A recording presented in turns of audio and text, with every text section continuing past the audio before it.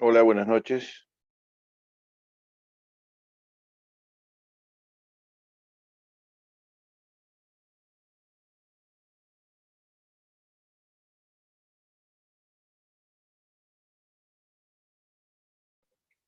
¿Se Hola, escucha? sí, se escucha bien. Em, ¿Usted me está escuchando, Catalina, bien? ¿Sí? ¿Quién le dio el ingreso? ¿Cómo accedió? ¿Directamente o tenía ingreso? Porque te hago esta pregunta porque me sale en la pantalla, usted es el anfitrión, y ahí ya se me complicó la cuestión. No, no tengo ni idea. No, yo pedí ingreso porque estoy en computadora, así que no, Y no sé. salió. Bueno, a ver a quién tenemos acá. Ulises Arozarena, Jorge Juanto, Iara, Maggie Moyano. ¿Están escuchando? Sí, sí. Bueno.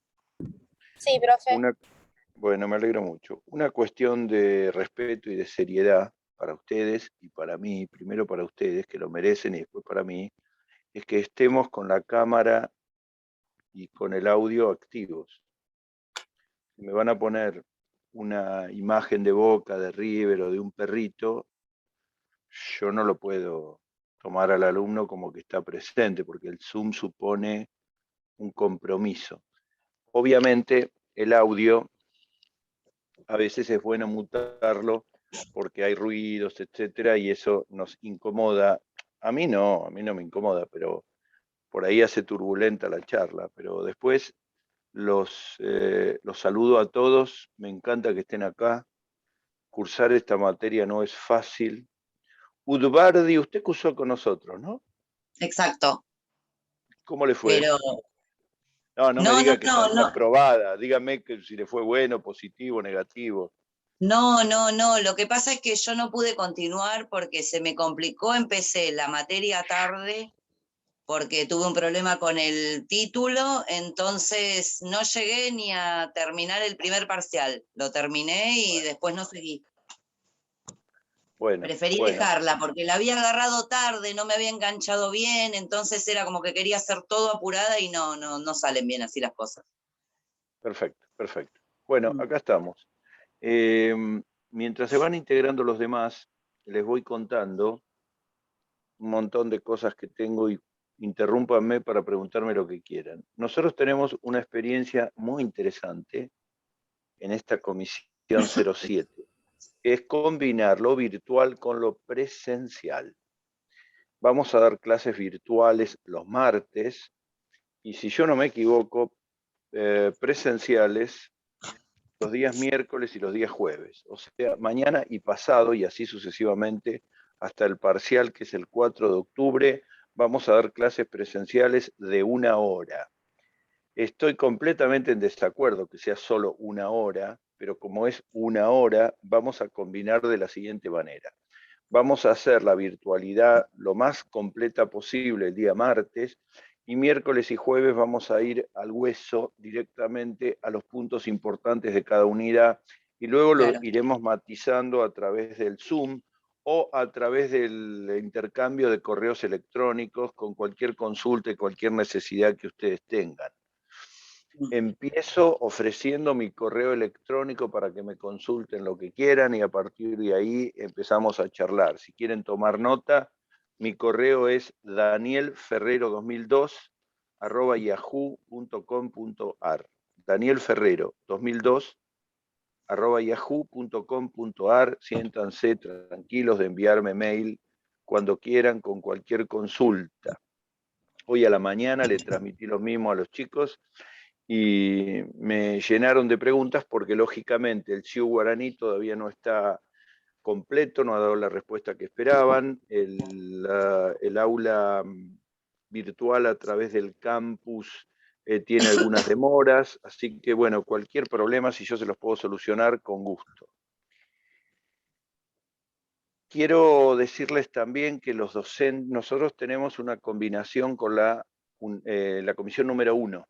La comisión número 1 es también mi responsabilidad. Esa se dicta a las 8 de la mañana.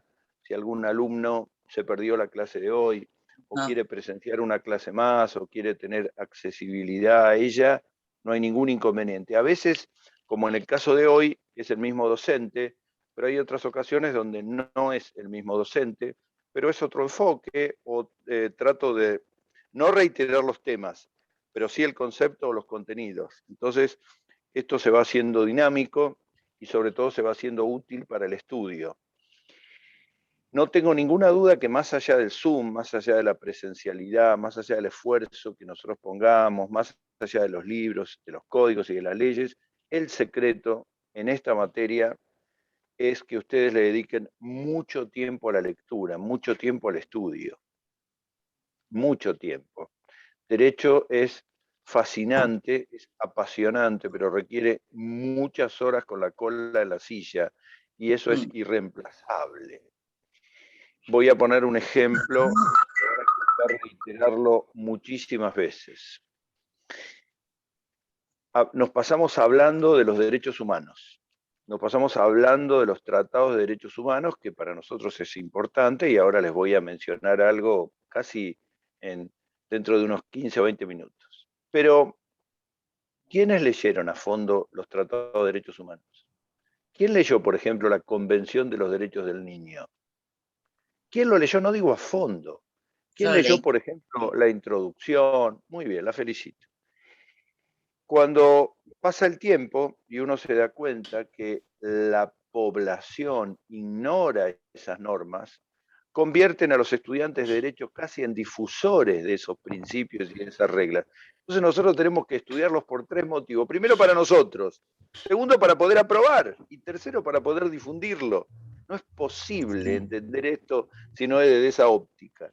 Entonces yo quiero que el alumno diga, no, espere, doctor, esto que está diciendo no es correcto, o lo interpreto de otra manera, o me parece que aquello es acá, o aquello es más acá o más allá. Derecho no es una ciencia exacta, acá 2 más 2 no es 4, porque estamos hablando de seres humanos, de cuestiones que se van modificando, pero lo que sí debe ser preciso es la regla, la norma, la ley, la redacción de ella, y no hay mejor cosa que leerla, que estudiarla, que tratar de aprenderla.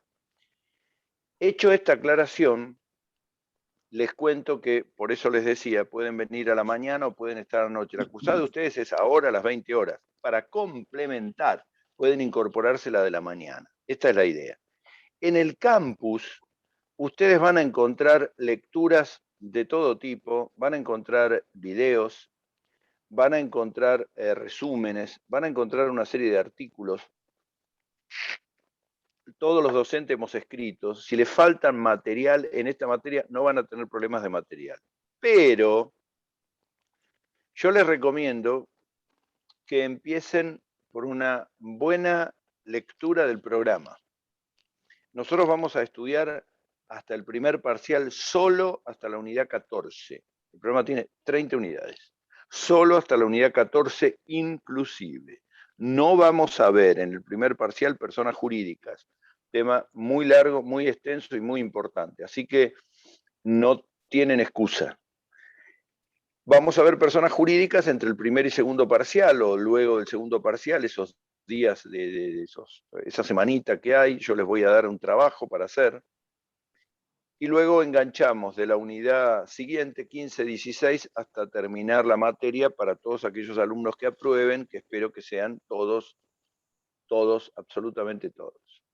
Leído el programa y entendido qué vamos a estudiar, la segunda cuestión para mí es el Código Civil. No es posible estudiar esta materia, leerla siquiera, si no tenemos el Código Civil al lado. Hay alumnos que les gusta mucho utilizar el Google, entrar en la página de Infoleg, no tengo ningún problema, me parece bárbaro, pero si tienen el código papel también es interesante y está bueno como lectura para empezar a manejarlo. Dentro de 1 o 2 semanas tenemos una clase especial. Digo especial porque voy a dar contenido en forma presencial y también en forma verbal de las unidades, creo que es la unidad 4 y 5. Ahí volvemos a hablar del Código Civil, volvemos a hablar de algunas cuestiones que tienen que ver con la codificación y volvemos a tratar bien puntualmente este tema. Casi al lado del Código Civil o quizá un poquito más arriba, tenemos que tener la Constitución Nacional. La Constitución Nacional sirve para muchísimas cosas, entre ellas para apoyar la pava del mate, para tapar un agujero, pero hablando en serio, la Constitución Nacional es nuestra base de conocimiento. Pero no esto no es un verso, no se lo digo para quedar bien o para llenarme la boca de la Constitución, no, no, no. La Constitución se usa muchísimo en derecho civil. Los principios rectores y las normas puntuales se aplican en derecho civil en forma permanente, ya volveré a hablar de eso. Tanto que no hay escrito judicial de importancia, no hay demanda, no hay reclamo de derecho civil de cualquier índole que no mencione normas del Código y normas de la Constitución. La Constitución es hoy una herramienta impresionante de uso cotidiano. Ahora voy a volver a hablar de este tema. Les dije el programa, les dije el Código, les dije la Constitución y habría que incorporar un libro.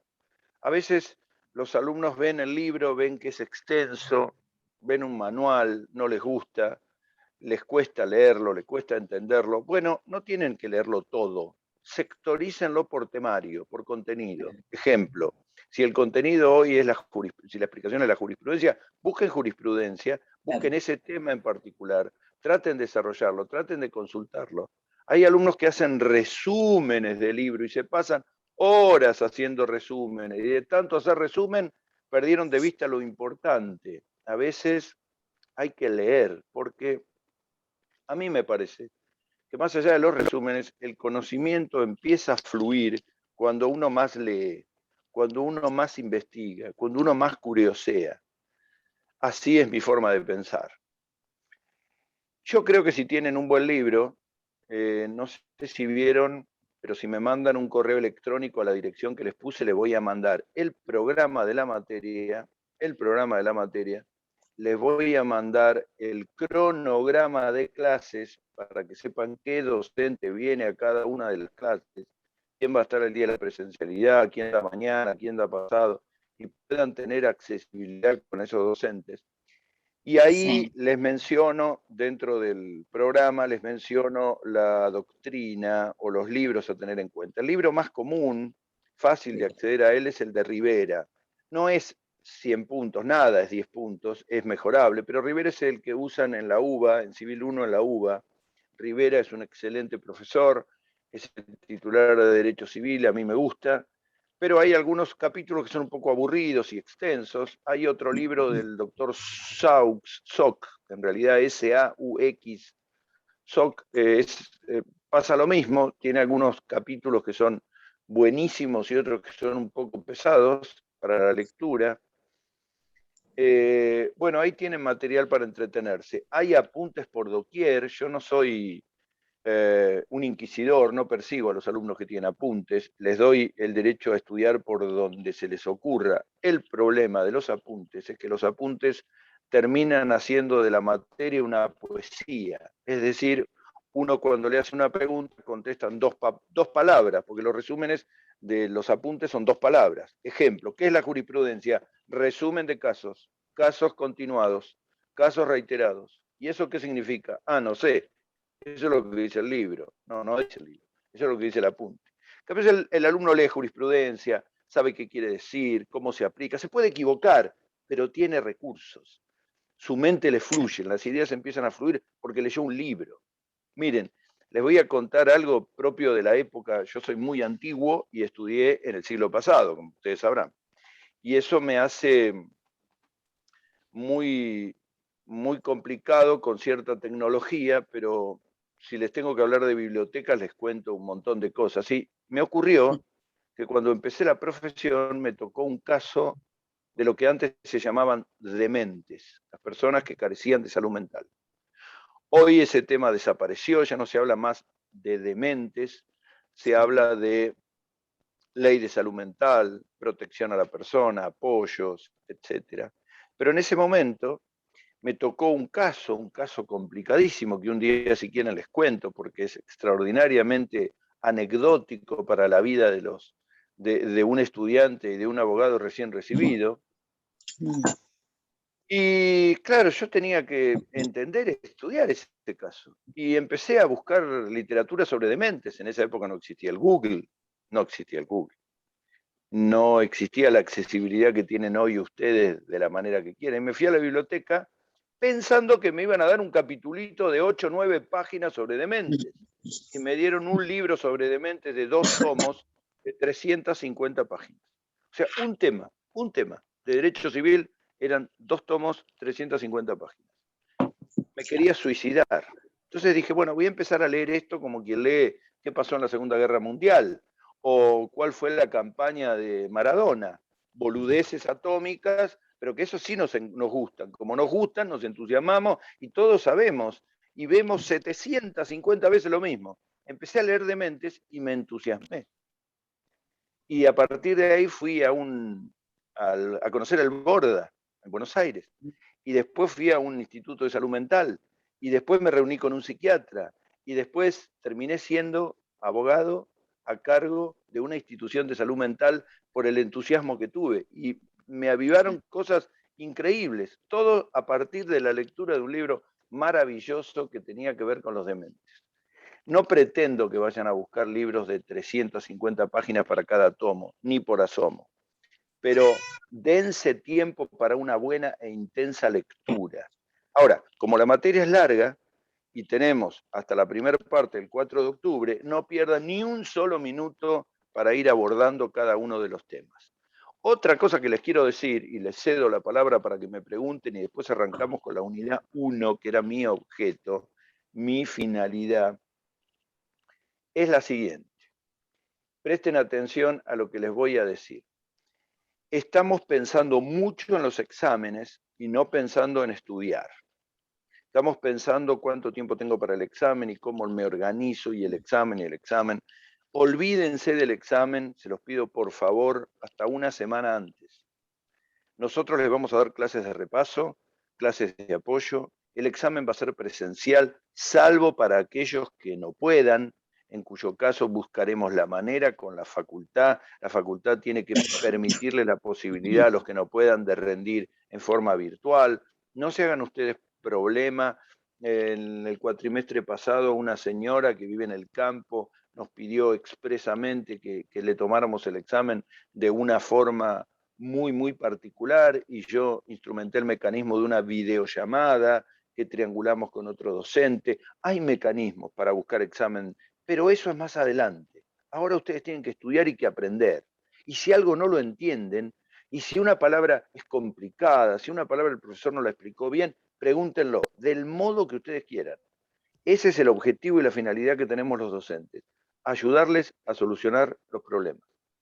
No quiero que ustedes digan, ay, qué bien lo que explicó el profesor, clarísimo, no entendí nada, pero no sabe lo bien que habla, no sirve. Al contrario, quiero que me digan, mire, doctor, no entendí nada de lo que usted dijo, pero me puse a estudiar y se me abrió la mente, entendí todo. Ahí me considero, hasta les diría, realizado. ¿Se entienden, jóvenes? Sí. Aplicando estos conceptos, buscando el código, el programa, la constitución, el libro y un poco de los docentes que tratamos de ayudar y colaborar, esto tiene que andar fabulosamente bien. Pero sepan que ahora empieza, con todo respeto a mis colegas, los que se dice, ¿no? Predecesores a las materias anteriores que ustedes dieron, no han tenido ninguna materia codificada. Esta es una materia codificada, es decir, tenemos que apuntar a las leyes. Tenemos que, además del libro, de concepto, de idea, leer las leyes. Yo puedo dar una muy buena clase sobre menores. Les pregunto, ¿menores está en el Código Civil? La alumno me tiene que decir, sí, por supuesto, hay un capítulo dedicado a la menoridad, correcto. Ese capítulo establece la mayoría de edad que da a los 18 años. Muy bien. ¿Está de acuerdo con qué? Con la Convención de los Derechos del Niño. Perfecto. Y antes de los 18 años, los menores, ¿qué tratamiento tienen?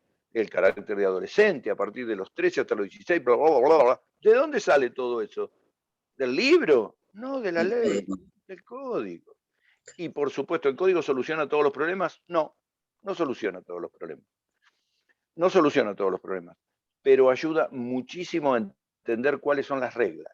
Y esas reglas son las que necesito que ustedes conozcan. porque al fin y al cabo, miren, Humberto Ilia, que fue el presidente más decente que tuvo este país, dijo, hay que aprender, aprender y aprender, inculcar, inculcar, inculcar, y finalmente dijo, todo se consigue con ejemplo, ejemplo y ejemplo. Y yo les digo lo mismo, todo se consigue con código, más código, más código. Y alguno podría decir, doctor, sazonándolo un poquito con la Constitución, ¿no? Correcto, esa es la idea. Sí. El alumno que conoce bien el código y que lo sabe aprender con H en el medio, para nosotros es el alumno que yo tengo que aplaudir. Ahora, el alumno que leyó mucho, tiene idea de generalidades, pero no leyó el código, le falta una herramienta, ¿se entiende? Sí. Pero no quiero loritos, no quiero que me diga, eso está en el artículo, no necesito tanto, no, loritos no. Tecnicismos rigurosos para catedráticos es para genios, es para genios. Sí.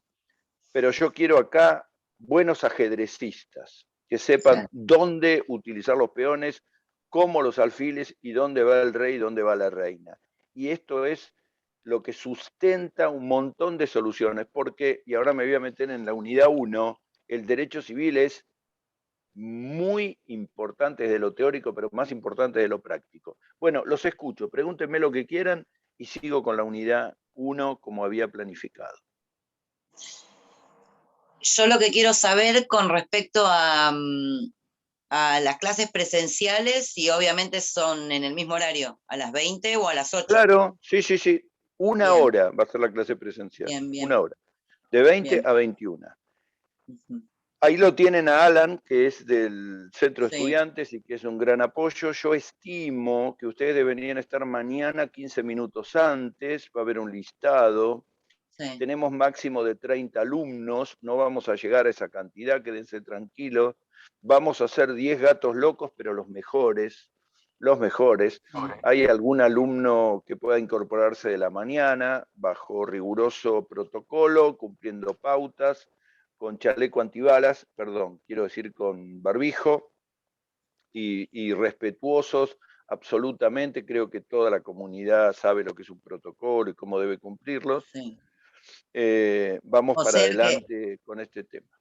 O sea, si usted llega a 8 y 20 no la van a dejar entrar. O sea, que sean puntuales, sean rigurosos, sean respetuosos. ¿Cuál sería la pregunta que no contesté? Daniel, ¿te hago una consulta? ¿Puede ser? Sí. No, el horario en la inscripción decía 20:15, por eso capaz que ella lo consulta por eso. No, yo también me anoté por eso. Ah, bueno. No, capaz que fue una confusión mía, pero quería saberlo específicamente por eso. Está bien, diste en la tecla. Tradicionalmente, esta comisión que antes se llamaba 8 y ahora creo que se llama 7, era de las 20:15. Pero cuando hicieron la distribución horaria, me pasaron a las 20. Y el acceso al Zoom dice a las 20. Así que yo a las 8 menos 5 estaba como Sarmiento parado en la puerta de la escuela esperando. Si la clase empieza 20:15, usted no se haga problema. Trate de estar a las 20, no sé qué otra cosa decirle. Usted se refiere a la mi virtual. Consulta es porque yo me tengo, perdón, sí. yo me tengo, los miércoles tengo que retirar, en este caso, que sea a las 20 antes de mi trabajo, no hay problema, pero quería confirmarlo porque yo suelo salir a las 8, entonces voy a tener que salir antes como para poder llegar a tiempo, pero quería consultarlo para no tener que llegar con retraso, que no me dejen entrar después. Mire, esa era la consulta. Claro, a ver, si usted en esta clase se incorpora 10 o 15 minutos más tarde, no se haga ningún problema, cuente conmigo. Todo lo contrario, no tengo ningún inconveniente. Es solamente por los miércoles que tengo problema, claro. El resto de los días no hay drama. Claro. Pero no, voy a tratar de llegar a horario, no hay problema. En la presencial, en todo caso mañana, miércoles, cuando usted vaya, avise, así se ponen, como es, en orden respecto al horario. Yo en el cronograma de mañana es miércoles, lo tengo al doctor Bioca a las 20 horas. Con lo cual le voy a mandar un mensaje respecto a que algún alumno puede entrar 10 o 15 minutos más tarde, no se haga ningún problema. Nosotros tenemos en la Comisión 1 y la Comisión 7, que estamos integrados, trabajamos trabajo yo, el burro adelante para que no se vaya, y 4 auxiliares, que son la doctora Alegro, el doctor Carballo, la doctora Besona y el doctor Bioca. Cuenten, son todos muy macanudos, muy agradables en cuanto al contacto y a las respuestas y a lo que necesiten, pero un poco me siento responsable de todos, así que cuéntenme a mí lo que necesiten, voy a tratar de ir llevando el barco para estudiar lo mejor posible y ni les cuento para llegar a punto caramelo para el día del examen. Vuelvo a decirles algo que les dije al principio y que produce cierta irritación de mi parte. No puedo ver imágenes o fotos de personas y no verlos activos en la camarita. Si no, no sé si están o están cocinando. No voy hoy a poner en evidencia a nadie. Creo que son todos grandes, son adultos, saben cómo actuar. Si no, haré lo mismo yo.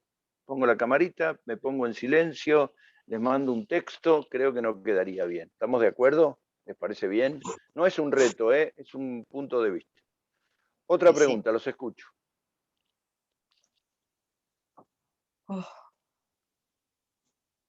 ¿Han podido acceder al campus?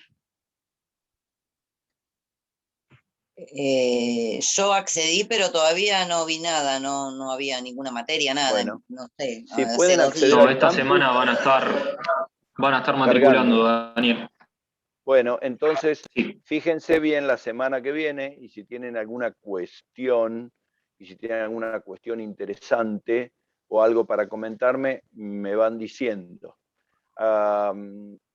Nosotros, cada uno de los docentes tiene especial debilidad por algunos temas y algunos temas ustedes tomen el programa.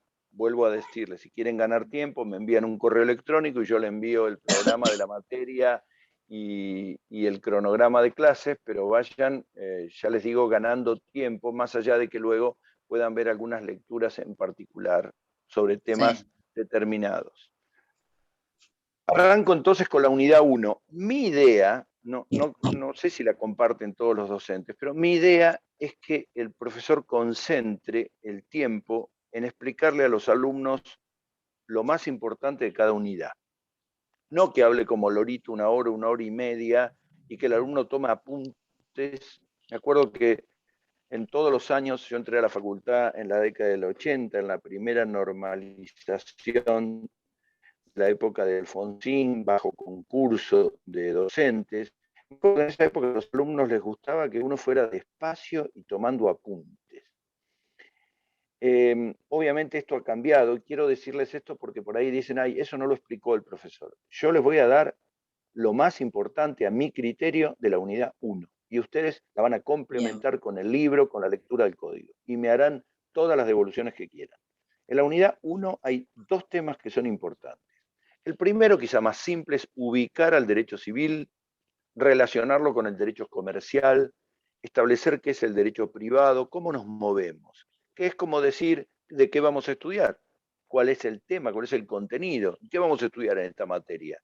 Porque ya sabemos que estamos estudiando derecho, que queremos hacer abogacía, que queremos ser abogados, que queremos ser buenos abogados, pero puntualmente, derecho civil, ¿qué diablos es? Y sobre todo, ¿qué estudiamos en parte general de derecho civil, que es el famoso Civil 1? Y el segundo tema, que es el más interesante y es un tema clave que se pregunta siempre, es el punto donde dice constitucionalización del derecho civil o del derecho privado. Constitucionalización. Esa palabra que parece larga, que parece compleja, difícil de repetir, es muy sencillo, pero hay que entenderlo. Vamos por el principio. Estamos hablando de derecho civil y por una cuestión de los tiempos y de cómo se fue estructurando nuestro derecho, en realidad hablamos de derecho civil y comercial. Nosotros tenemos un código civil y comercial, que es la ley 26.994, es el código que nos rige en la actualidad, fue modificado en el año 2015, parece mentira, pero ya pasaron más de 6 años, entró a regir en agosto del 2015. Este Código Civil y Comercial vino a unificar el derecho privado. Se dice derecho privado por oposición a derecho público, porque desde siempre, y hay 50 teorías al respecto, se separó lo que era el derecho de los particulares, de las personas, los problemas que éstas tenían en sus divorcios, en su matrimonio, en los contratos, en los accidentes de tránsito, etcétera, con las cuestiones de derecho público, donde interviene el Estado, pero desde un plano de desigualdad. Cuando el Estado fija los impuestos, no me pregunta a mí cuánto es lo que yo quiero pagar, me lo fija. Eso es derecho público. Por ejemplo, cuando fija cuáles son los delitos penales, lo hace en el Código Penal. Eso es derecho público. Cuando establece las reglas de quién puede votar o quién puede elegir o ser elegido, Constitución, derecho político, eso es derecho público. Pero después hay un derecho mucho más común, mucho más cotidiano, mucho más de entrecasa de todos los días, que es el derecho privado, que no es menor, es usual. Porque las personas se casan, adoptan, se divorcian, tienen hijos. Cuando muere una persona hay que hacer su sucesión. Cuando tiene un problema de salud mental hay que hacer un trámite para apoyarlo. Cuando se trata de un menor, fíjense la ley del aborto y el derecho a la vida y el de disponer del propio cuerpo y la protección a la mujer gestante y la decisión sobre los menores. Eso no es derecho penal. No, doctor, ¿cómo que no es derecho penal? Diría alguno, diría, si en realidad lo que se hizo es despenalizar el aborto. Sí, señor. Es verdad que se despenalizó el aborto, pero eso es un solo artículo. Todo lo demás es derecho civil. Es el derecho de una mujer porque además este problema tiene que ver con los médicos, los hospitales, las clínicas, las enfermeras, la decisión de la persona, el esposo, etc.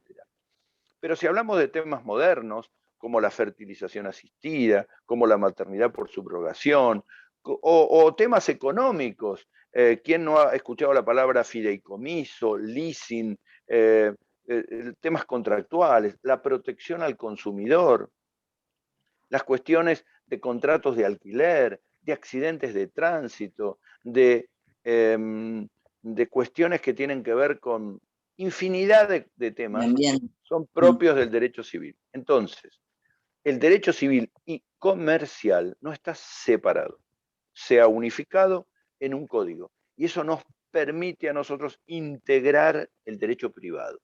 Ahora bien, yo no les voy a pedir una definición de derecho civil, pero si quieren algo simple, diría, es el derecho de todos los días. Es el derecho que resuelve los casos que las personas tienen cotidianamente. Y esa conflictividad que aparece en el tránsito, que se nutre en los contratos de alquiler, en los problemas de consumo, etcétera, nosotros la estudiamos en el área central de nuestra carrera. Nuestra carrera, aunque parezca que le damos mucha bola al derecho penal, mucha bola le damos al derecho penal, demasiada bola al derecho penal. A mí me gustaría saber cuántos de ustedes van a ir un día a la cárcel. ¿Cuántas personas de esa familia de ustedes cometieron delitos? Y sin embargo, si les pregunto cuántos conflictos con la ley civil, cuántos problemas de derecho civil o comercial tienen, ustedes me dirán todos los días, doctor. Cada vez que me viene la factura de Movistar, de la obra social, de la prepaga, de la luz o del gas, tengo un problema con el derecho civil. Esto es lo que quiero decir. Entonces, definir el derecho civil se explica muy fácil. Normas jurídicas que resuelven los problemas cotidianos que la gente tiene. Problemas que tienen los particulares entre sí, aún de la misma familia o de familias diferentes. En tribunales está lleno de casos de conflictos sucesorios. Cómo dividir una herencia, cómo dividir bienes, cómo llegar a un acuerdo entre condóminos o problemas entre personas que viven en un mismo edificio. Eso es el derecho civil.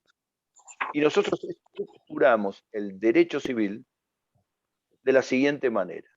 Empezamos con una materia como Civil 1, que es una materia general, que no es que no habla de nada, da una visión de todo el derecho civil. Los principios, las normas, los valores, las pautas que rigen el derecho civil, para luego, Civil 2, Civil 3, Civil 4 y Civil 5, estudiar cada uno de los libros que componen el código en particular. Veremos así contratos, derechos reales, obligaciones, derecho de familia, específico. Pero no termina ahí, porque hay cuestiones que tienen que ver con los escribanos y también eso es derecho civil, entonces está el derecho notarial, porque hay cuestiones de procedimiento, entonces está la práctica civil, porque hay que estudiar el derecho civil en comparación con otros países. Hoy está de moda irse a vivir a Uruguay, a España o a donde carajo quieran. Y bueno, hay también cuestiones de derecho privado internacional que hay que analizar. Pues bien, estamos frente a una materia impresionante, que no basta con enumerar postulados, sino ir a cuestiones prácticas de todos los días. Cuando yo me recibí, y a mí me encantaba el derecho civil, yo me puse a pensar de qué me va a consultar la gente. ¿Por qué me van a tocar el timbre a mí y me van a preguntar una cuestión de derecho civil?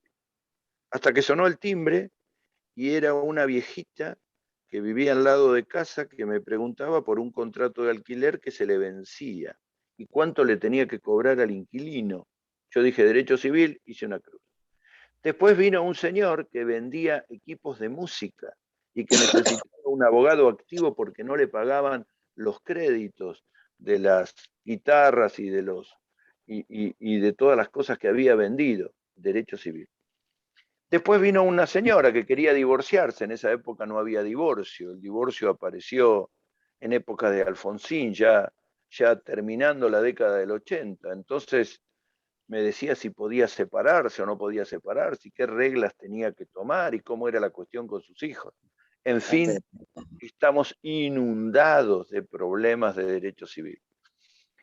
Ojo, porque derecho civil y código civil no son sinónimos. El código civil comercial son las leyes, es el código que tenemos como conjunto de leyes de más de 2000 artículos, que fue modificado en el 2015, que tiene su antecedente en el viejo código de Vélez-Sarsfield del siglo XIX, todo bárbaro. Pero cuando hablamos de código, hablamos de leyes, de compilación de leyes. Código viene del latín codex, que quiere decir orden. No es ni amontonamiento, ni es por orden alfabético, ni es tipo biblioteca, es un orden científico que se les da a las leyes para que puedan entenderse y ordenarse. Es todo lo contrario de un rompecabezas. Tiene un orden, tiene una guía que no, vuelvo a decir, no es alfabética ni por orden de importancia, sino un conjunto de reglas. Eso es código. Pero el derecho civil es superador. El derecho civil es no solamente el código, no solamente la ley escrita, sino todo lo que eso implica. Los problemas o casos, la jurisprudencia, la visión de la doctrina, la visión del derecho comparado. Miren, voy a poner un ejemplo para que lo entiendan. En Argentina hace unos años se sancionó la ley de matrimonio igualitario. Matrimonio igualitario permite a personas sin heterosexualidad contraer matrimonio. ¿Está bien? ¿Está de acuerdo? Muy bien. Argentina no tenía una ley de matrimonio igualitario y fue necesario tratar este tema. El tema se trató en congresos, en artículos, en doctrina. Íbamos hablando de este tema. Íbamos en derecho civil compartiendo ideas, pero no había una ley. Entonces, ¿está el tema en derecho civil de matrimonio igualitario? Sí, pero ¿estaba en el código? No. No.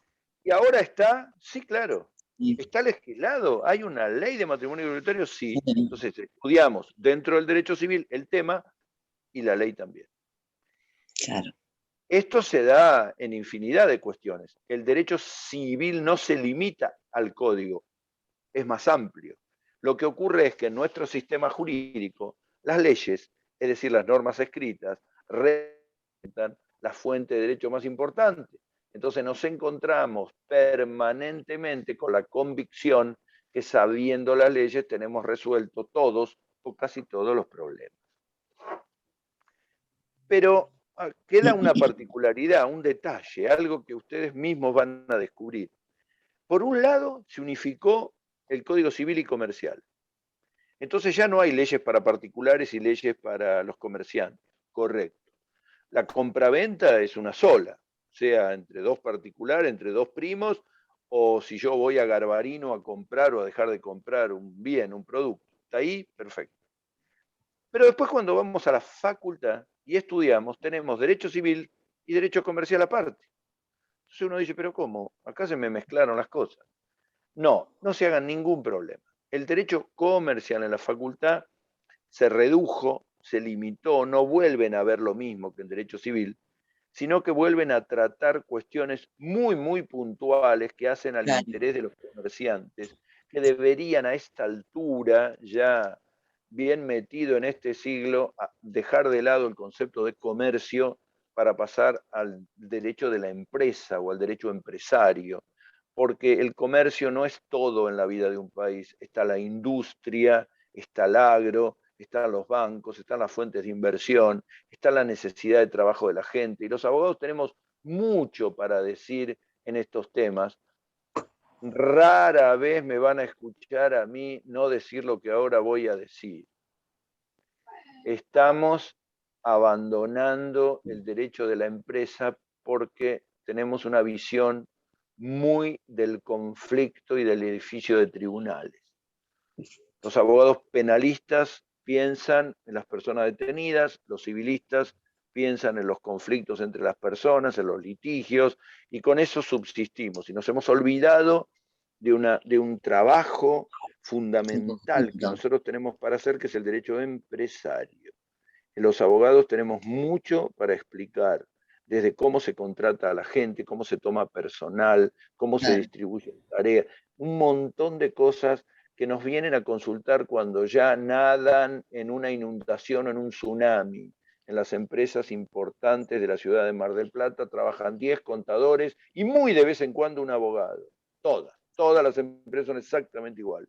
Y los contadores como hormigas, impresionantes, los admiro, pero también los critico, opinan sobre derecho laboral, sobre derecho impositivo, sobre derecho de la navegación. Vas al puerto en una empresa, trabajan 10, 9 contadores y uno que está por recibirse de contador. Y los abogados, no, te dice el dueño, los llamamos si hay algún problema. Entonces claro. saben de derecho societario, saben de todo. Sí. Pero claro, eso es por culpa nuestra. No es porque ellos se preparan mejor que nosotros. Invaden la materia de derecho. Nosotros, economía es una materia chiquitita en la facultad. Debería ser una gran materia. Hacienda pública, no vemos nada, ni sabemos de qué se trata Hacienda pública en la facultad. Hacienda pública es cómo se maneja el presupuesto de los organismos del Estado, etcétera, que cada vez hay más, no solo de la municipalidad, sino del ENVIAL, ENVISUR, ENDER y lo que fuera. Y así sucesivamente. Entonces, por eso les digo, ojo, no quiero dar más importancia a este tema, ojo, porque por un lado les estoy diciendo que hay una integración entre el derecho civil y el derecho comercial y luego en la facultad lo estudiamos separado. Y esa falta de meternos en el derecho empresario, aunque se ha mejorado un poco, nos pone siempre a la retaguardia de los contadores. Tráiganme 2 abogados de la ciudad de Mar del Plata que sepan leer un balance de una empresa y yo les prometo que me suicido. Me tiro como Alfonsina Storni acá en La Perla, pero 12, no 3 ni 5, 2 tráiganme, que sepan leer un balance y que te diga, no, mirá, ahí el patrimonio neto no me coincide, ahí falta esto, falta lo otro. Bueno, pero no es una crítica, al contrario, es un desafío de qué podemos los abogados ser útiles en esta sociedad de muchas cosas. Este es el primer paso que a mí me interesa, ubicar al derecho privado por oposición al derecho público. Ustedes en los libros van a leer distintas, ¿cómo se dice?, distintas teorías para explicar esto. Guíense por esta idea. No están completamente divorciados, derecho público y derecho privado. ¿Por qué? No. Porque en el derecho público, donde aparece el Estado se mete en cada una de las cosas que nosotros decidimos. Fíjense, Claro. si no, el mundo que vivimos a partir del ASPO, aislamiento social preventivo y obligatorio, marcó nuestra vida. Entonces el derecho, ¡puff!, se metió dentro de nuestras vidas. Y por otro lado, aunque el Estado quiera absorber todo, en el país viven ciudadanos, habitantes, personas que tienen problemas, que se casan, que se divorcian, que se pelean, que se amigan, ¿está bien dicho así? Y eso genera situaciones que el derecho tiene que analizar y que prever. Las mujeres y los hombres quieren tener hijos y quieren crecer y crecemos y nos desarrollamos y maduramos y estudiamos. Y todos estos derechos civiles, los derechos civiles son el apéndice más grosso de los derechos humanos.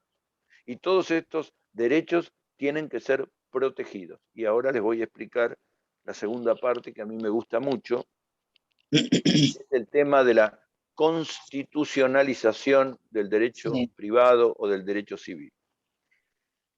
¿Cómo empiezo a explicar algo que me gusta, pero que me genera un torbellino de ideas? La historia hoy a la mañana, les decía, empezó así. No los voy a aburrir. Alberdi y Vélez Sarsfield no se podían ni ver. Eran amigos cuando jóvenes, pero después no se podían ni ver. Alberdi redactó la Constitución Nacional, un genio, un capo total. Y Vélez Sarsfield, otro genio, escribió el Código Civil. Derivado de esa pelea, la Constitución Nacional es de 1853, el Código Civil es de 1869. A pesar de que hay más de 10, 12 años de vigencia entre uno y otro, son contemporáneos. Como también fue contemporáneo algo que pasó inadvertido en nuestra historia, que es la guerra del Paraguay, que vinculó a Uruguay, Paraguay, Argentina y Brasil, y hizo que se pelearan y discutieran entre ellos. Pero ¿dónde está el nudo del problema? ¿Por qué empecé con esto? Estoy hablando de derecho, ¿por qué hablo de historia? Porque miren qué curiosidad. El Código Civil no hablaba de la Constitución y la Constitución ignoraba el Código Civil. Así vivimos 150 años. Así se construye la primera gran grieta de la República Argentina. Los civilistas y los constitucionalistas. Los constitucionalistas terminaron hablando de cuestiones políticas, cómo se elige al presidente, cómo funciona la Corte, las cámaras, y la Constitución tenía todo un condimento político. Y el derecho civil parecía que estaba ahí abajo regulando la vida de la gente, pero uno y otro completamente divorciados, pero también divorciados en los principios, porque si bien los dos eran de conceptos liberales, propios de aquella época, de protección al patrimonio y a la persona y a la individualidad, etcétera, etcétera, y con eso uno puede elogiar o criticar cuanto guste, la verdad es que desde el punto de vista jurídico teníamos como dos herramientas distintas que en algunos casos se chocaban. ¿Por qué se chocaban? Porque frente a un problema, el juez decía, no está previsto en la ley, denegado. Pero ¿cómo si la Constitución asegura el derecho a, no está en la ley, denegado?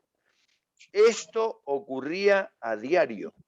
Los jueces de derecho civil no basaban ninguna resolución en la Constitución Nacional, salvo cuestiones extremas. Por ejemplo, y cuando lo hacían, nos sorprendíamos, nos maravillábamos. Si hablaban de derecho a la intimidad y mencionaban algún artículo de la Constitución, decíamos, no, qué increíble.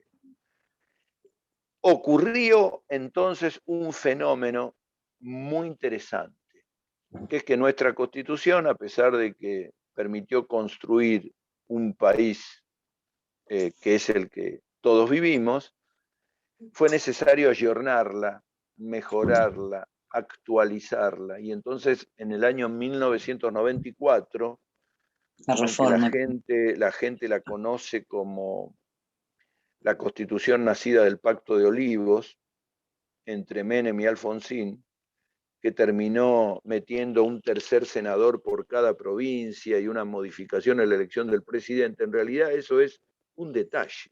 Porque lo importante de la Constitución del 94, claro, fue, entre otros, el famoso artículo 75, inciso 22, que quiero que se lo graben. Es más, si quieren ponerle al perro o al gato de usted 75, inciso 22, o ponerlo de clave para la alarma de la casa, no se la van a olvidar nunca, porque ese artículo 75, inciso 22, de la Constitución Nacional es el que, de la del 94, es la que incorpora los tratados de derechos humanos, y ahí están los derechos civiles más importantes de la persona. Pero esto que estoy diciendo no es verso. Cuando se discutió hace muy poco el aborto, el punto no era si era delito o no, si la mujer que no quería ser gestante tenía derecho a decidir sobre su cuerpo, si el derecho a la vida era absoluto, si existía un derecho que podía permitirle a la mujer tomar decisiones sobre su cuerpo, Si el derecho en la Convención de los Derechos del Niño permitía adoptar las posturas y respetar la diversidad sexual, cultural, religiosa de una persona. Claro. Y todo esto no viene de un artículo, de una ley, de un código, de un Congreso de la Nación con la mayoría de este partido o de otro, que discuten y pelean para ver quién le saca. No, no, venía de una norma fundamental que era la Constitución del 94, que en el 75, inciso 22, incorporó los tratados de derechos humanos. Y esto no es verso, porque ahí está el famoso Pacto de San José de Costa Rica, la Convención Interamericana de Derechos Humanos, el Tratado, la Convención de los Derechos del Niño, la Convención que elimina toda forma de discriminación contra la mujer, y así puedo seguir enumerando. Y esos artículos de esos tratados tienen jerarquía constitucional. Le guste o no al Congreso que esté más acá o más allá. Y ustedes me dirán, ¿y esto se aplica, doctor, o es una cosa muy linda? Todos los días se aplica, todos los días. ¿Quieren un ejemplo? Se los voy a dar. Cualquier ejemplo, claro. Una mujer quiere hacer una intervención quirúrgica de lo que fuera. Entonces va a la prepaga y pide autorización para operarse tal o cual cosa de su cuerpo. En la prepaga le dice, no, eso no está previsto en el contrato, tenemos que consultar con nuestros auditores. No, decididamente no.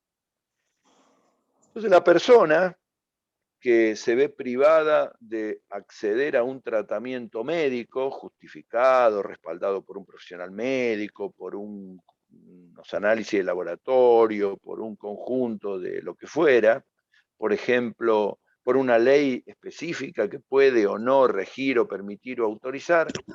Perdón, ya vengo, recurre a un abogado y el abogado le dice, tranquila, no nos rompamos la cabeza con las leyes o con la comprensión de la ley. Vamos a principios fundamentales. ¿La ley protege la vida? Sí. ¿La Constitución protege la vida? Sí. ¿Protege la salud? Todos los tratados hablan de la vida y de la salud. Listo. Vamos al juez y pongamos por encima de todo la protección a tu salud. Vos requerís un auxilio a tu salud. Entonces se presenta una acción de amparo, lo que la gente ha ya hoy internalizado como la solución inmediata que puede tener a través de la intervención de la justicia para un problema constitucional. Y el juez dice, sin perjuicio de que la ley bla, bla, bla y bla, bla, bla, entendiendo que la Constitución está permitiendo el reconocimiento de determinados derechos, debo proteger el derecho a la vida, debo proteger el derecho a la salud, y se expide, a veces favorable, a veces no, pero reconociendo y valorando esas normas de la Constitución. El problema no es si gana o si pierde, el problema es si tuvo en cuenta las normas de la Constitución. Entonces se habla de la Constitución continuamente, para la protección del medio ambiente, para el derecho a la salud, para el respeto a la intimidad, para la protección a la dignidad, para infinidad de cuestiones, páfate, inmediatamente se recurre a la Constitución Nacional. Hoy leía un tratado de los derechos humanos que habla sobre que se encuentra la prohibición absoluta para que los estados restrinjan el ingreso y egreso de personas fuera del país.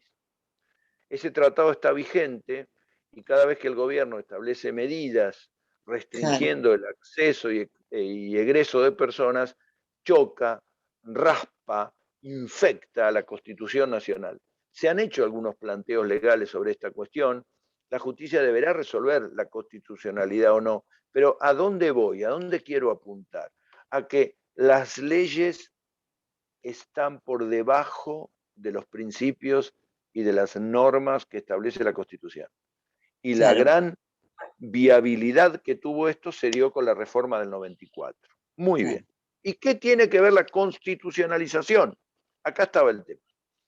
Constitucionalización significa que se integró definitivamente la historia de Alberdi con la historia de Vélez Sarsfield.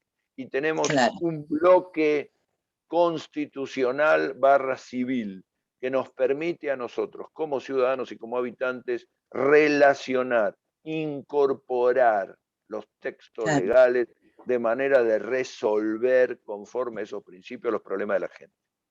Se acabó el divorcio. Sí. ¿Dónde está eso en nuestro Código Civil? En el artículo 1. Lean con atención el artículo 1 del Código Civil. Lean el primer párrafo del artículo 1. Palabras más y palabras menos, porque no me lo acuerdo de memoria, dice más o menos así. Todos los despelotes, no dice despelotes, todos los casos, todos los líos deben ser resueltos por las leyes, por las normas que surgen de las leyes conforme a la Constitución Nacional. Ese proceso de integración de la Constitución y los tratados con el derecho civil es lo que se llama la constitucionalización del derecho privado. Claro. Así estamos. Cada vez que haya puesta en tela de juicio una cuestión legal, acuérdense ustedes lo que les digo, para su desarrollo como alumnos y el día de mañana como abogados, inmediatamente se recurre a la Constitución como la norma fundamental que hay que respaldar, que hay que proteger, que hay que establecer. Por supuesto que esta cuestión nos obliga a nosotros a ser inteligentes. ¿Por qué? Porque el artículo 1, cuando habla de todos los casos deben ser resueltos ¿por quién? Por los jueces. Entonces, somos nosotros como abogados quienes tenemos que pedirles a los jueces la permanente mirada hacia la Constitución Nacional y a los tratados de derechos humanos. Ya no alcanza solo con el articulito de la ley que permite o que prohíbe. ¿Se entiende? Sí. Y esto lo vivimos en cuestiones de salud, cuestiones que tienen que ver con la vida, cuestiones que tienen que ver con la salud mental de las personas. Fíjense lo que ocurre en la Argentina, que tenemos algunos agujeros legales sobre algunos temas que no se han logrado todavía desarrollar adecuadamente en el Congreso. Por ejemplo, les digo dos que vienen a la mente. Uno es, no hay una ley de protección a los embriones. Creo que ustedes saben qué es un embrión. La formación de un embrión, me gustaría que emitiera una opinión un médico, pero esa formación del embrión tiene que ser protegido y regulado y establecido por una ley para que no haya un desecho fenomenal de embriones o porque haya una rigurosidad a través de los mecanismos, porque al fin y al cabo el embrión sirve para muchas cosas, pero esencialmente sirve para estudios, etcétera, pero esencialmente para la fertilización asistida. Y ese es el camino para que haya más hombres, más mujeres, más seres humanos. Y tampoco hay una ley sobre maternidad por subrogación, que es lo que la gente común llama alquiler de vientres. Entonces, esos dos temas, cuando se ha planteado un problema, cuando una mujer quiere alquilar un vientre, cuando una persona quiere donar un órgano que no está previsto dentro de la ley, otro tema, cuando hay un problema sobre la disposición o no de un embrión, los jueces, ¿qué hacen? A ver si entendí. Dicen los jueces, si no hay ley no puedo resolver, se lava las manos. O dice, voy a esperar que el Congreso sancione la ley, o recurre a los principios constitucionales para resolver la cuestión. Sin duda, esta opción. Lo que me demuestra a mí que el derecho civil ya ha dejado de ser un derecho meramente de artículos de un código para pasar a ser un derecho más amplio. Fíjense, y con la Constitución y los tratados como corresponde, fíjense que una de las discusiones entre Alberdi y Vélez Sarsfield es que Alberdi, de tanto viajar, de tanto ir a Francia y a Estados Unidos, se dio cuenta que cuanto más leyes había, más restringida estaba la función de los jueces y más restringida la vida de las personas. Claro. Nosotros, por oposición al derecho escrito, tenemos el common law, se los voy a explicar dentro de unas clases. Claro, el common law es el derecho que rige en los países sajones. Inglaterra, Canadá Británica, Estados Unidos, Jamaica, Australia. Y uno se pregunta, ¿y cuál es la diferencia? Que ellos no tienen código. No. ¿Cómo que no tienen código? Entonces, ¿se matan en las esquinas? No, todo lo contrario. Se rigen de otra manera. Les invade la costumbre y la jurisprudencia. Tienen un enorme respeto por los casos. Nosotros no nos regimos por el cómo lo. Nosotros necesitamos leyes y no tenemos leyes. La gente anda alocado. Voy a poner un ejemplo, pero de todos los días.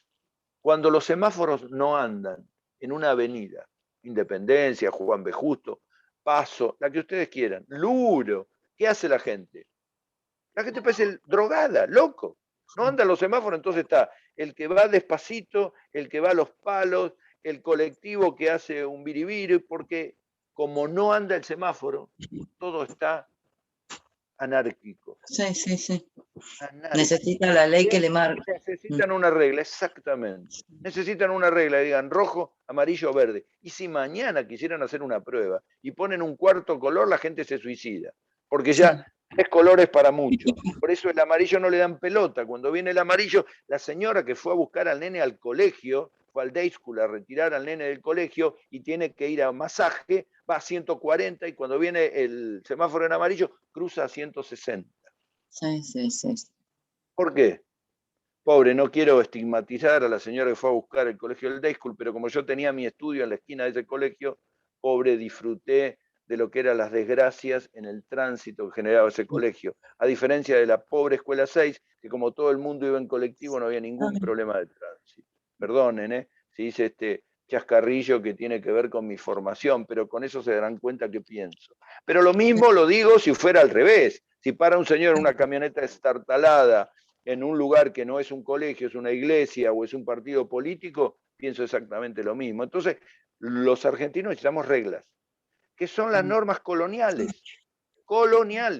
que las mandó el rey de España, que todavía está metido entre nosotros el rey de España. Peleamos San Martín, 17 agosto, perdió contra España, y nuestros hijos se van a España. ¿Qué quieren que le diga? Sí. Estamos de los pelos en este país, estamos de los pelos. El rey de España, que ya no está más, está el flaco este alto ahí, que no sé si es rey o qué sé yo y qué sé cuánto, viene a la mente porque algo tuvimos que empezar a hacer para modificarnos. Y la Constitución del 94 fue un buen aporte, un muy buen aporte, porque la mayoría de los tratados de derechos humanos se hicieron a través de una unión de países, sea de las Naciones Unidas, sea de los países americanos, sea la Convención Americana. Entonces, requiere una mirada internacional y eso es positivo. No vivimos en un mundo globalizado, donde el ser humano es libre. El que quiere ser católico será católico, el ateo ateo, el judío judío. Lo que tenemos que hacer es respetarnos entre nosotros y apoyarnos para que al otro le vaya bien. Eso es ni más ni menos el éxito de un país como tal. Pero, ¿a qué quería llegar con esto? La constitucionalización del derecho civil o del derecho privado significa que hemos integrado a través de la Constitución del 94 y del Código Civil del 2005 ambos textos legales, siempre con la prioridad en la Constitución y los tratados, pero lo hemos integrado para que esas herramientas nutran las soluciones a los problemas legales y cotidianos de la gente. Queda mucho por hacer, mucho por hacer. ¿Por qué? Y porque es imprescindible entender, en este mucho por hacer, es imprescindible entender que las leyes deben mejorar, que deben actualizarse. Pero fíjense que más allá de esto, esta mirada de globalización es muy positiva porque ya no podemos esconder normas, esconder principios, prohibirle a la gente que progrese, todo lo contrario. La ciencia médica avanza, la salud avanza, la tecnología ni les cuento, y esa interrelación nos ha puesto de cara a lo que tenemos de bueno y a lo que tenemos de malo como país o como sociedad. Entonces, el día que hablemos de este tema, en la unidad 1 se habla de economía, de derecho, hay un punto 3 que habla de el tránsito del derecho romano en la actualidad. Sí, está bien, son temas para leer, pero Yo quiero que se concentren en esto, el derecho civil y el derecho privado por un lado y la constitucionalización por el otro. El estudio de ustedes hoy, que tiene que ser dinámico y que tiene que ser curioso, no implica contradecirme con lo que dije al principio, porque si no pareciera ser como, al principio les dije que prestaran mucha atención al Código Civil y a la Constitución y ahora les digo que amplíen la mente. No. A ver, hay que conocer las leyes. A partir de conocer las leyes y las normas, hay que tener una mirada para entender qué valor tienen, cómo se interpretan y quién las aplica en el caso concreto. Los jueces intervienen siempre que hay un despelote, un caso concreto, un conflicto. Yo no le puedo ir a preguntar al juez, dígame, quiero comprar dólares, ¿dónde puedo ir? Porque no me va a atender, no me va a atender. Pero si Nahuel González, Gabriel o Acosta o Ulises me deben dólares y no me pueden pagar, va a haber un conflicto entre ustedes y yo y la justicia va a tener que resolver si no puedo conseguir dólares, cómo, a qué cambio, en qué condiciones, bajo qué pautas se deben devolver esos dólares en la moneda de curso legal en la Argentina. Por poner un ejemplo rápido que me viene a la mente. ¿Se entiende? Estamos en la necesidad, entonces, de comprender que ese viejo derecho, ese derecho que estaba metido hasta el hartazgo con normas de derecho canónico, porque si algo influyó en Vélez Sarsfield, espectacular redactor del Código Civil, pero muy enamorado, demasiado enamorado del derecho canónico y de las normas que estableció la Iglesia para los países, y enamorado también del derecho romano. Fíjense qué cosa curiosa el derecho canónico y el derecho romano. ¿Por qué creen que en la Argentina no había divorcio? ¿Por qué no había divorcio en la Argentina? Bueno, porque así lo dispuso la Iglesia. Es el día de hoy que la Iglesia sigue sin aceptar esa cuestión. No sé si está bien o está mal. Les digo que la influencia fue así. En el Código Civil, escuchen esto porque es impresionante, para mí por lo menos, si alguno se aburre me avisa. En el Código Civil de Vélez Sarsfield, ley 340, estaba establecido un solo matrimonio, el matrimonio religioso en la iglesia. Matrimonio en la iglesia. A poco de andar el Código Civil se dieron cuenta que había personas que venían, como lo permitía el propio preámbulo de la Constitución, personas que venían del extranjero a poblar nuestro territorio. Entonces venían judíos, venían ateos, venían musulmanes, venían budistas, y era por católico, apostólico romano, entonces no se podían casar. Alguien dijo, no, che, esto no funciona. Y 7 u 8 años después de sancionar el Código Civil, se sancionó la ley de matrimonio civil. Por eso en la Argentina las personas se casan 2 veces. Van a la iglesia, que es la que más les importa a todos, porque las mujeres están hermosas, los varones están con el mejor traje, y pavean un ratito que van al registro civil, ahí medio rapidito, comen unos sanguchitos de miga y se van, porque lo importante es el otro matrimonio. Fíjense cómo nos metió en la mente el derecho canónico de 1860. Ahora, ustedes dirán, doctor, yo soy católico, me encanta ir a la iglesia.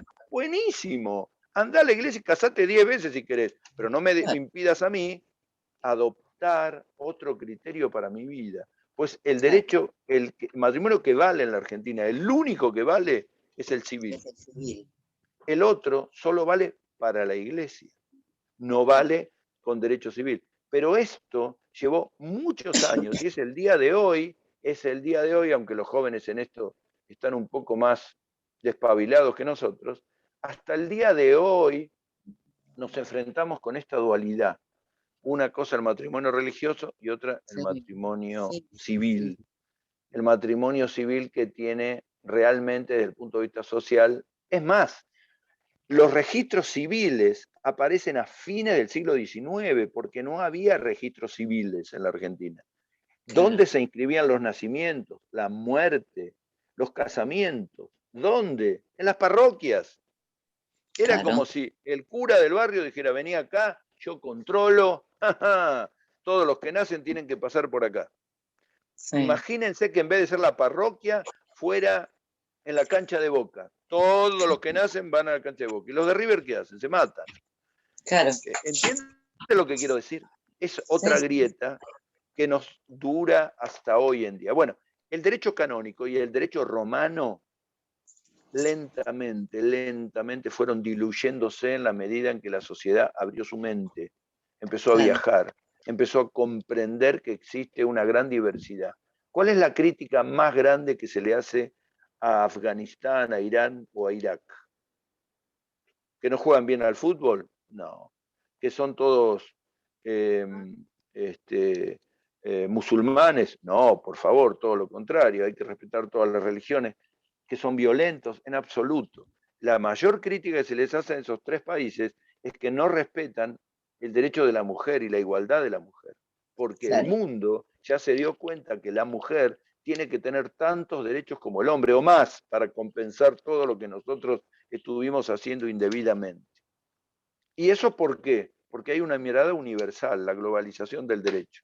El derecho romano fue superado por los tiempos. Por eso hoy ustedes, salvo que quieran hacer una maestría o un estudio histórico, empezaron a abandonar, pese a que los romanos fueron muy inteligentes y que crearon leyes y pautas y principios. Por ejemplo, si uno pregunta, ¿qué es el daño, doctor? Habrán escuchado la palabra daños y perjuicios.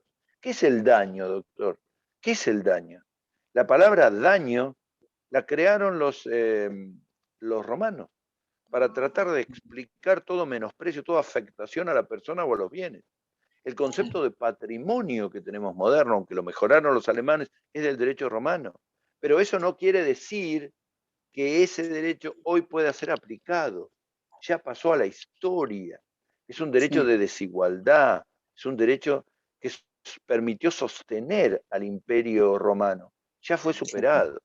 ¿Se entiende? Como tantas cosas fueron superadas. Bueno, en este análisis o en este relato desordenado, las conclusiones son las siguientes. Primero, estudien mucho. Dos, consúltenme todos los días, todas las veces que quieran. Tres, los esperamos en las clases presenciales, ojalá funcione. Esfuércense ustedes y hagan esforzar a los profesores, aprovechen el tiempo, métanle mucho al código y a la Constitución, como les dije, no desperdicien el programa, mándenme un correo, yo les mando el programa y les mando el cronograma de clases, que es interesante, y por ahora olvídense del examen. Pero como me gusta más escuchar que hablar, aunque no parezca, les cedo la palabra. Pregúntenme cualquier cosa, antes que yo los nombre. Aunque les parezca mentira, fui tomando los apellidos de cada uno, casi inadvertidamente, así sé quiénes son los destinatarios de esta charla. Los escucho, lo que ustedes quieran. Yo, a modo de consulta, la idea es... ¿Cómo es tu apellido? Lairana. Espera, ahí está, listo, te escucho. Ahí va. No, la idea es, a ver, saber aplicar los artículos del código, entiendo. No es necesario saberlo de memoria. O sea, no, para comprender un poco cómo es la idea del estudio. No, en absoluto, en absoluto. La memoria sirve cuando vos la tomás inadvertidamente. Escuchá lo que te digo. Por ejemplo, decime tu DNI. 35, decime tu DNI, 621, tu número. ¿Cuál? 056. Empezá de vuelta, ¿cuál? 35, 621, 056. ¿Por qué te lo sabes de memoria? Por una cuestión de necesidad. No, porque lo has usado tantas veces que ya lo sabes de memoria. Y esto pasa inadvertido. ¿Te imaginás si yo le pregunto a uno, ¿cuál es tu DNI? Y me dice, no sé, espere que lo voy a ver el número, empiezo a pensar, digo, esta persona no está muy bien. Lo sabés de memoria, lo mismo la dirección de tu casa, lo mismo... Pero las cosas que no usás frecuentemente, no las recordás. Bueno, Vos vas a leer, acordate lo que te digo, el artículo 1, el artículo 2, el artículo 7, el artículo 19 del código 20 veces. Y acordate lo que te digo, lo vas a saber, no de memoria, pero yo te voy a decir, háblame de personas. Y vas a decir, el artículo 19 del Código Civil establece que el punto de arranque del concepto de persona es la concepción. Por eso una mujer embarazada no es una persona, son dos. La mujer y la que lleva en el vientre. Una pregunta boba de examen es si una persona, una mujer embarazada, tiene un accidente y muere, ¿cuántas personas fallecen? Una, la mujer embarazada. No, dos. Mirá qué cansada la pregunta. Y mirá qué fácil responder. La memoria te sirve porque lo reiteraste, lo leíste, ¡paf! Lo internalizaste. Pero yo no pido nada de memoria, nada. Sí es bueno ubicar el código, sí es bueno ubicar los temas. Después vamos a hablar en una clase más adelante. Los libros, los títulos, de qué se tratan los capítulos. Si yo te digo, por ejemplo, a ver qué ejemplo te puedo dar. Menores, que lo vamos a ver acá. Menores está en el código, sí, hay un capítulo, pero puedes decir, no recuerdo si es el 26, el 25, el 24, doctor, pero está en la primera parte del código, cuando enumera, luego de personas, correcto, con eso me alcanza. Con eso me alcanza. Y otra cosa, no te preocupes en saber aplicar, sino entender las normas cuando hay una consigna. Ejemplo, ¿trata nuestro código sobre menores? Sí. ¿Se es menor hasta qué edad? Hasta los 17, porque el día que cumplo 18, doctor, soy mayor de edad. Correcto. ¿El tratamiento de los menores requiere algún análisis gradual? Sí, claro, no es lo mismo un chico de 3 años que uno que tiene 16 o 17. Ah, muy bien, porque hay un tiempo que se llama adolescencia y al adolescente se le van reconociendo derechos.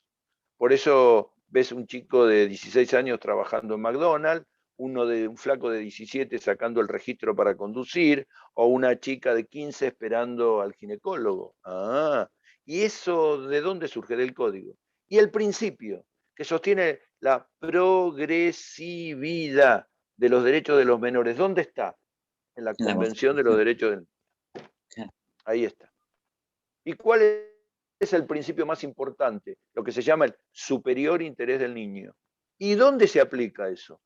Te lo voy a contar y ya empezamos a despedirnos.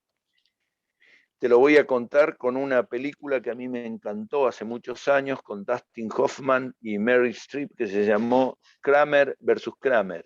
Oh, Era un buenísimo. divorcio, Sí. una película bárbara. Kramer versus Kramer, se las recomiendo. Esa película, papá y mamá eran excelentes personas. Discutían por la tenencia de un nene. El nene Sí. tendría, no me acuerdo ahora, pero 6, 7 años. Un fenómeno el nene. El juez estaba en problemas porque la mamá era excelente, le había dejado al nene al papá. El juez tenía que resolver quién de los dos era el más idóneo para que viviera con el nene. La mamá se había ido de, creo que era Nueva York, no importa. ¿Y qué tiene que ver esto con el superior interés del niño y con, fíjense, en un momento de la película, cuando están en los estrados, está Dustin Hoffman con su abogado, está Meryl Streep, el juez le hace pregunta a los dos y el nene levanta así la mano y dice, nadie me preguntó a mí con quién de ellos quiero estar. Sí. Eso, Sí. ese pequeño comentario Sí. ha obligado, luego llevado a la ley, a que los jueces, cuando se trata de un problema de ese tipo, siempre escuchen al niño. Aunque les parezca mentira, hay un derecho que está en la ley y en la Constitución a que el niño sea oído. Incluso si es necesario en una situación de riesgo, hasta el niño tenga un asesoramiento legal de un abogado que le provee el colegio de abogados de forma gratuita, que cualquiera se puede inscribir de un profesional que le guste el tema. Fíjense, ustedes me dirán, pero esa ley se modificó con base a la película. Esa película es un antecedente.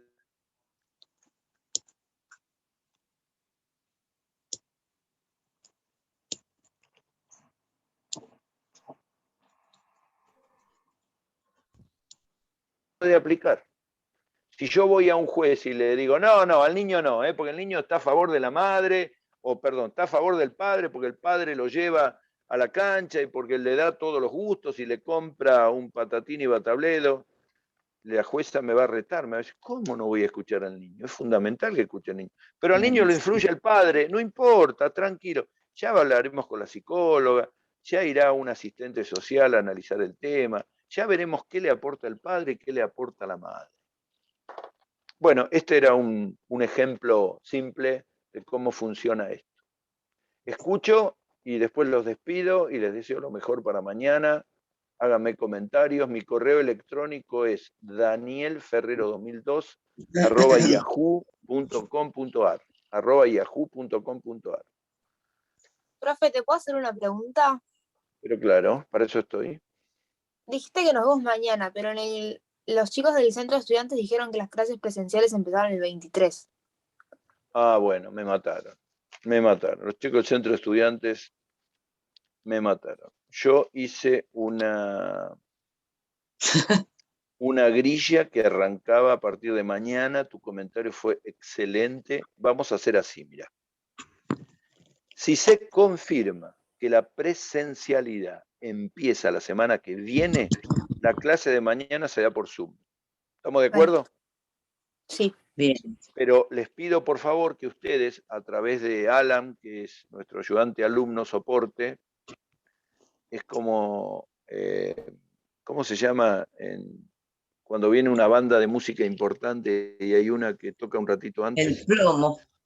El plomo. No, El telonero. Soporte. Los teloneros. El soporte. No, señora, no. Bueno, sí, banda soporte.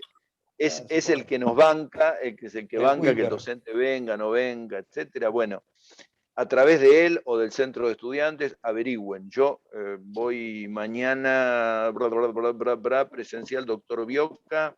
Conmigo están la semana que viene, Zoom y presencial, así que tranquilo. Si mañana, repito, reitero, si mañana no está habilitado la presencialidad, no sé por qué, ¿qué les falta comprar? Alcohol en gel, barbijo, la verdad que la facultad es un zoológico, no sé qué decir. Bueno, el elefante no se habrá despertado. Bueno, lo hacemos por Zoom, tranquilo, a las 8 están conectados ustedes. Buen aporte, no sé quién lo hizo, pero la felicito ese aporte, no lo sabía. Y ahora Orellano. Muy bien, Orellano, muy bien, Orellano. Camino al 4 se llama lo suyo.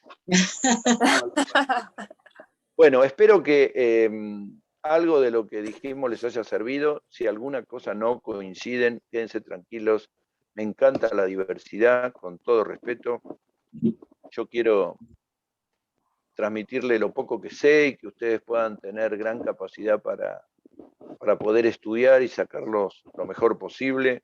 He tenido la suerte de formarme en La Plata, yo estudié en La Plata, hice un doctorado en Buenos Aires, viajo regularmente a Buenos Aires, conozco mucho el país y tenemos una facultad que tenemos que mejorar mucho, pero tenemos un buen material humano, estoy seguro que de a poquito vamos a ir progresando para que los nietos de ustedes sean los mejores estudiantes de abogacía. Mucha suerte, nos vemos en cualquier momento. Mucha suerte para todos. Suerte.